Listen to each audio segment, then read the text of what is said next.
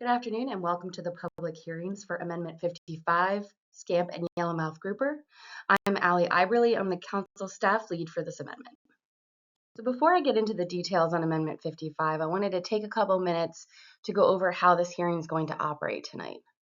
These hearings are for you, and this is going to be the final public hearing for Amendment 55 before the council approves this amendment for submission.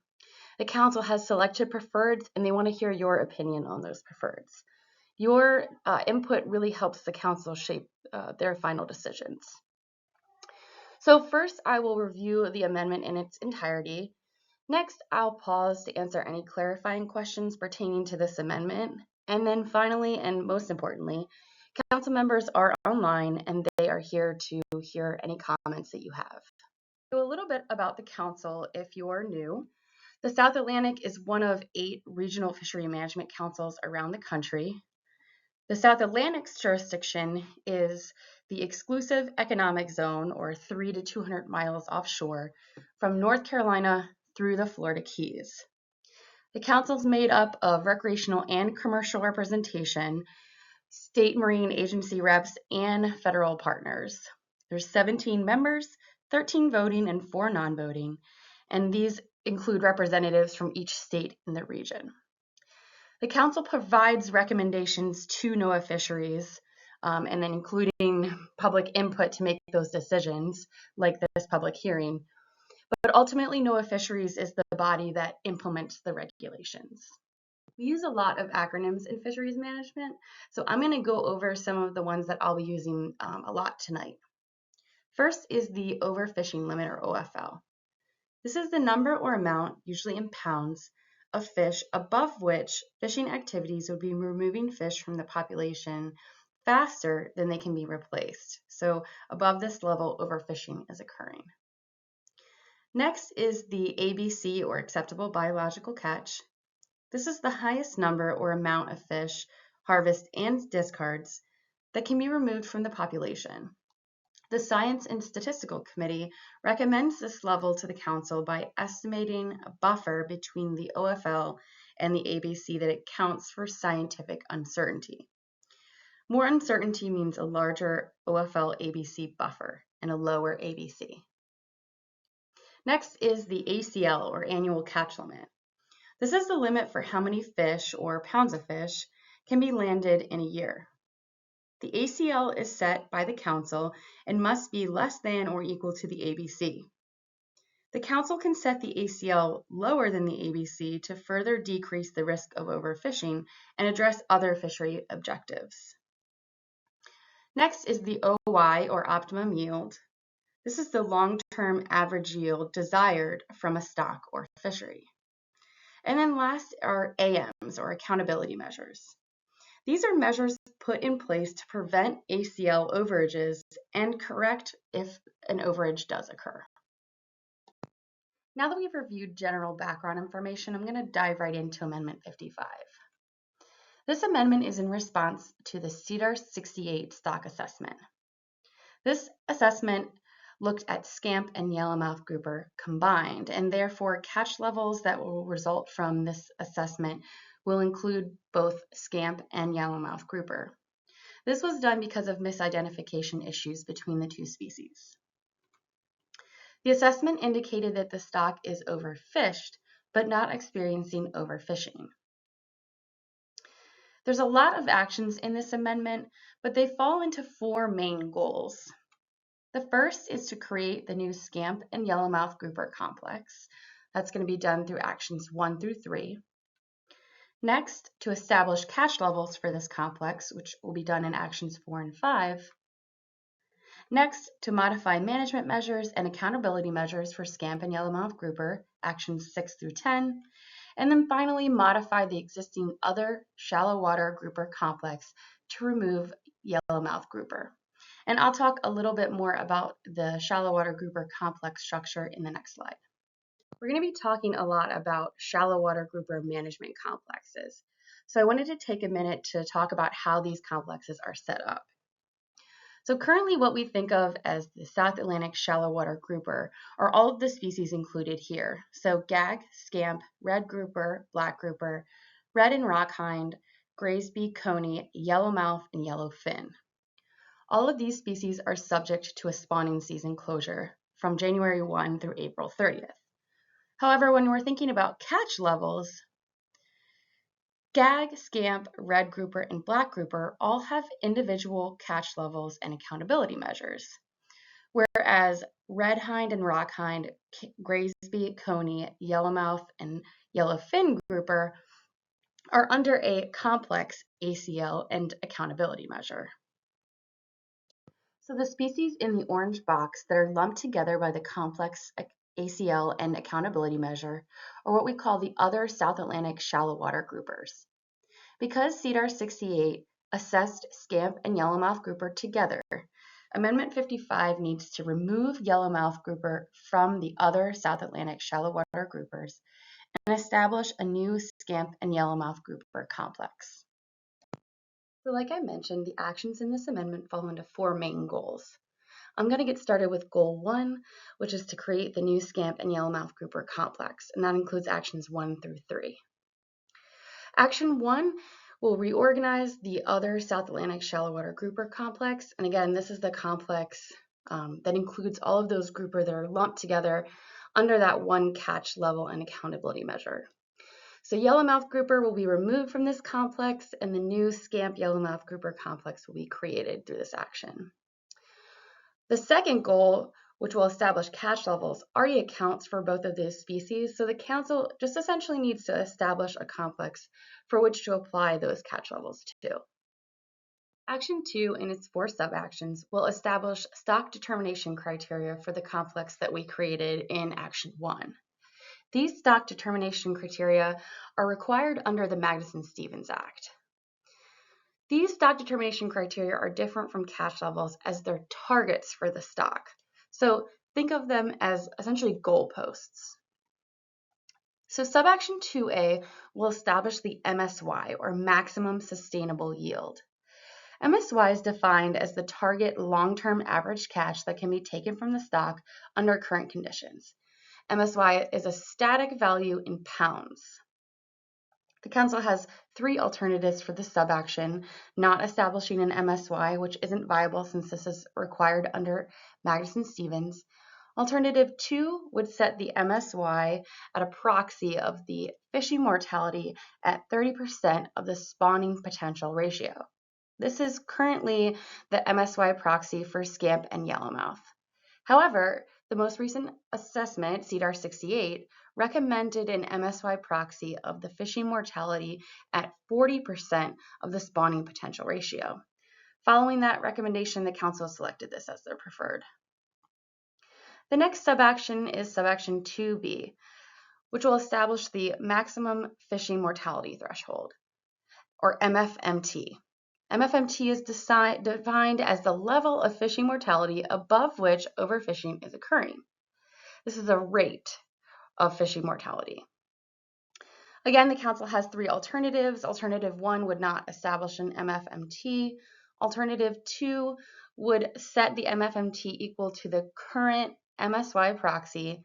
And then obviously the preferred alternative would set the MFMT equal to the MSY proxy that we established in the previous subaction. Next is subaction 2C, or the minimum stock size threshold, or MSST. This is defined as the spawning stock biomass level at which the stock is declared overfished. Again, we have 3 alternatives. Alternative 1, non-viable. MSA requires that the Council set an MSST. Alternative 2 would set the MSST equal to the spawning stock biomass at MSY times 1 minus the natural mortality, or 0.5. And that's really technical, but essentially this is the status quo for scamp and yellowmouth. And then the Council's preferred alternative would update the definition of MSST to 75% of the spawning stock biomass at F40% SPR. So this was what was recommended by the most recent assessment. So the council is just following those recommendations from that assessment. And the final subaction is subaction 2D, and this will establish the OY. And OY is the long-term average yield or optimum yield desired from a stock or fishery. OY is reduced from MSY for the fishery based on relevant economic, social, and ecologic factors. So we have 4 alternatives here. Alternative 1 would not establish an OY. And then alternatives 2 through 4 would establish a buffer between OY and MSY. And the council decided that a 5% buffer between OY and MSY was sufficient for this stock, relying instead on management measures, which we'll get to in subsequent slides. Action 3 will establish a rebuilding plan for the new Scamp and Yellowmouth Grouper Complex. CDR 68 determined that the stock is overfished but not experiencing overfishing. However, under the Magnuson-Stevens Act, a rebuilding plan is required. Alternative 2 is the shortest time period where there was a greater than 50% chance of rebuilding, which is the threshold required by the Magnuson-Stevens Act. Under National Standard 1, if the stock is projected to rebuild in under 10 years in the absence of fishing mortality, then the rebuilding plan may not exceed 10 years. The Scamp Yellowmouth Grouper stock was projected to rebuild in 10 years, and therefore that's the longest rebuilding option. The council decided to select this 10-year rebuilding plan as the preferred timeframe because it would incur less reduction in catch levels while still providing a greater than 50% chance of rebuilding the stock. This brings us to the second goal of Amendment 55, to establish catch levels for the new Scamp and Yellowmouth Grouper Complex. Action 4 will establish the complex acceptable biological catch, or ABC, and total ACL, or annual catch limit. Both the ABC and the ACL are inclusive of the Marine Recreational Information Program's Fishing Effort Survey recreational estimates. Right now, those are considered the best scientific information available when it comes to recreational estimates. I mentioned in the acronym overview that the council cannot set the ACL higher than the ABC, but it can set it equal to the ABC. And incorporating a buffer between these catch levels accounts for additional management uncertainty. Alternative 1 would not establish either catch level. Preferred alternative 2 would set the ACL equal to the ABC, and then alternatives 3 and 4 would establish a 5 and 10% buffer between the ACL and ABC respectively. The council decided to set the total ACL equal to the ABC and forego a buffer between these two catch levels, instead relying on the commercial and recreational management measures and accountability measures to ensure that the stock rebuilds within the time frame. The next catch level action is Action 5. This will take the total ACL that we established in the previous action and allocate it between the commercial and recreational sectors. The council is considering 3 alternatives. Alternative 1, which would not establish any allocations, and 2, what we've been calling split reduction method alternatives based on either 3 or 5 years of recent landings. The split reduction method was first developed for the recent reductions in harvest needed for gag. It reduces each sector's ACL proportional to how that fishery has been operating in the preferred years, so either 3 or 5 years. And then as the ACL increases, it splits the poundage increase equally between the sectors until the last year, so for this amendment 2029, where they then remains in place until modified. The council discussed the merits of the 3 and 5 year basis for allocations and ultimately thought that the 3-year time frame was more reflective of how the fishery is operating and therefore the best to be the basis for determining allocations. The 2 alternatives also have a very similar allocation percentages and sector ACLs, and these percentages are also very similar to what's currently in place for Scamp, which has an allocation percentage breakdown of 65.34% commercial and 34.66% recreational. The tables on the slide show each sector's allocation percentage and then the coordinating sector ACL in pounds whole weight. The next goal of Amendment 55 is to modify management measures and accountability measures for Scamp and Yellowmouth grouper. We're going to start with management measures. So Action 6 would reduce the recreational fishing season for Scamp and Yellowmouth. The Council was considering a season reduction to constrain harvest levels to the new reduced catch levels. If you remember when I reviewed the structure of the shallow water grouper complexes at the beginning of this presentation, I mentioned that all of the grouper species were subject to an annual spawning season closure that runs from January 1 through April 30th. This action is not modifying that annual closure. Alternative 1 would not impose any additional modifications to the season, and it would continue to open on May 1 and run through the end of December for both species. Under Alternative 2, the season would open May 1 and close August 31st. And then Alternative 3, it would open on May 1 and close on September 31st. The Council examined recent landings of Scamp and Yellowmouth grouper and noted that recreational landings tend to wane naturally in August, which you can see in the figure on the slide. When the amendment was presented to the Snapper Grouper Advisory Panel, fishermen noted that Scamp and Yellowmouth grouper can be a real day saver later in the year, and that they preferred longer access to the fishery and a bag or vessel limit versus shortening the season. Based on this feedback and season length projections for the aggregate bag limit, which we'll review in the next action, they felt that a bag limit alone restricted recreational landings enough that shortening the season was not needed. Action 7 and its two sub-actions would modify the recreational retention limit for Scamp and Yellowmouth grouper. Currently, there's a 3 Scamp and 3 Yellowmouth grouper bag limit within the grouper and tailfish combined aggregate. Under sub-action 7A, Alternative 1 would retain these bag limits. Alternative 2 would establish a Scamp and Yellowmouth grouper aggregate bag limit of 2 fish, so either 2 Scamp or 2 Yellowmouth or 2 of either. Essentially, this aggregate would absolve anglers from having to identify between the species. You would just be catching 2 fish, and then you would have caught your limit.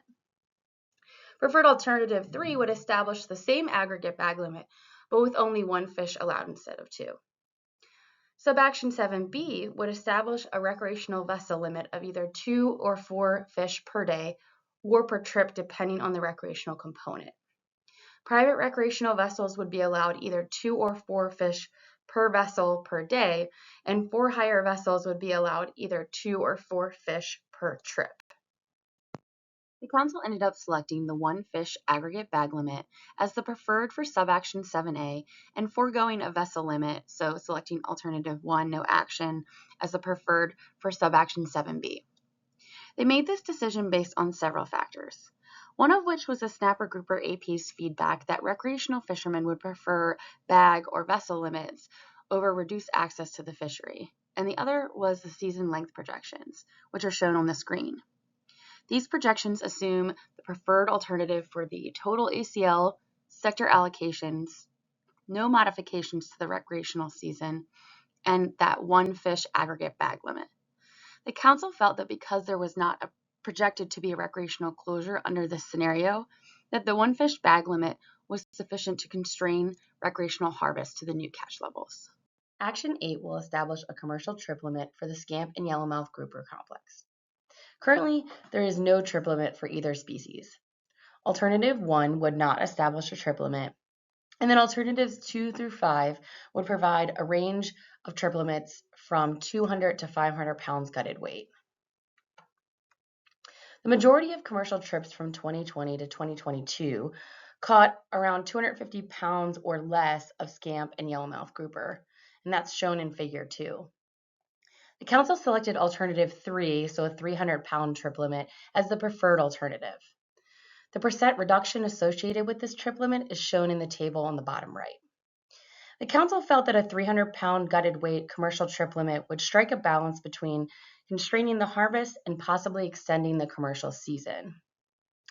The commercial trip limit also matches that for gag, a species targeted alongside Scamp and Yellowmouth grouper.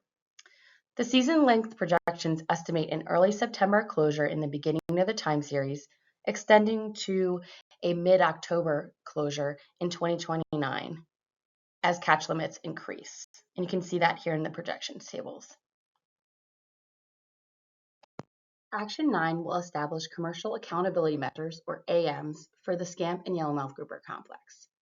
Accountability measures are required under the Magnuson-Stevens Act, so Alternative 1, which would not establish any AMs, is not a viable alternative. AMs can be broken down into two parts, the in-season component and the post-season component. An in-season AM ensures that the ACL is not exceeded in the current fishing season, whereas the post-season AM addresses any overages that may occur and has a payback, typically in the form of an ACL reduction or season length payback in cases which these overages do occur. Alternative 2 would establish the commercial AMs currently in place for both species, Scamp individually and Yellowmouth Grouper within the other South Atlantic shallow water grouper complex. This option provides an in-season closure if the recreational ACL is reached, and then a post-season ACL payback if the following scenarios are met. The commercial ACL is exceeded, the total ACL is exceeded, and the stock status is overfished. All three of these need to happen for the postseason under this alternative to be triggered. Preferred alternative 3 would retain the same in-season closure, but the postseason ACL payback would be dependent only on whether or not the commercial ACL is exceeded. The Council selected this preferred to remain consistent with the preferred alternative for the recreational AMs, which I'll get to in the next slide, with the exception of the type of payback, which differs between the sectors. Action 10 will establish recreational accountability measures, or AMs. Just like commercial AMs, Alternative 1 is not viable since AMs are required under the Magnuson-Stevens Act. Alternative 2 would establish recreational AMs currently in place for both species, Scamp individually and Yellowmouth Grouper within the other South Atlantic shallow water grouper complex. This option provides an in-season closure if the recreational ACL is reached, and then a post-season season length reduction if the following scenarios are met. The recreational ACL is exceeded, the total ACL is exceeded, and the stock status is overfished. All three of these need to happen for the postseason payback to be triggered. Alternatives 3 and 4 are very similar.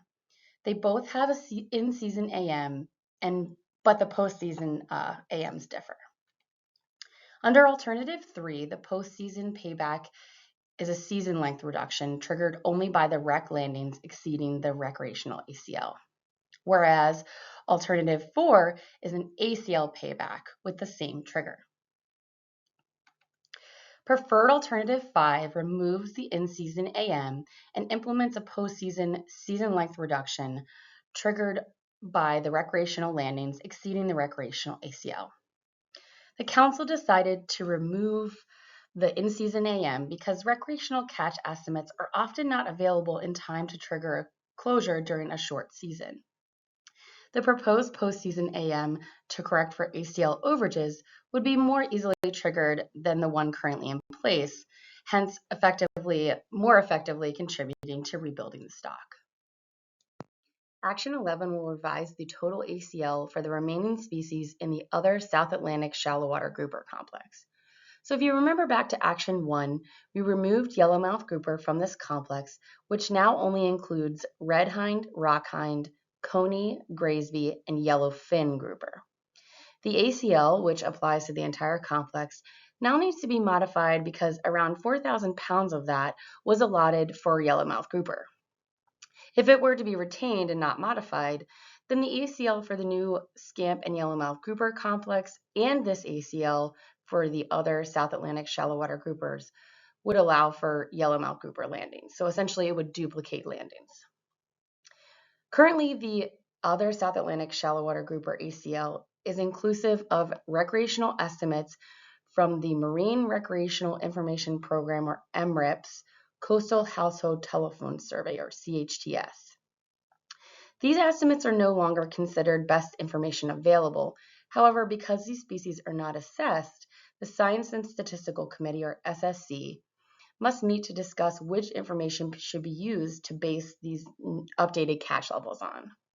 Because of this and the fact that this amendment, so Amendment 55, is on a 2-year time frame to implement the rebuilding plan for Scamp and Yellowmouth Grouper, this will be done in a separate amendment.